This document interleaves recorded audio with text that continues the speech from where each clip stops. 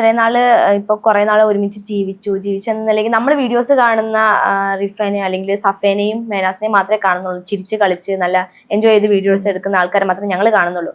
അതിന്റെ പുറകില് ഇങ്ങനെ ഒന്നുമല്ല കഥകള്. ശരിക്കും കുറെ നാൾ ഒരുമിച്ച് ജീവിച്ചു. ആ ഒരു എക്സ്പീരിയൻസ് വെച്ച് എന്താണ് ഈ ലൈഫിൽ നിന്ന് മനസ്സിലാക്കിയത് സഫ?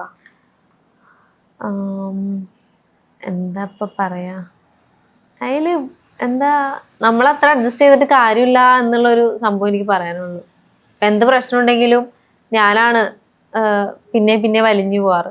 എന്ത് മേനോ തെറ്റ് ചെയ്താൽ പോലും ഞാൻ പിന്നെയും ചെല്ലും.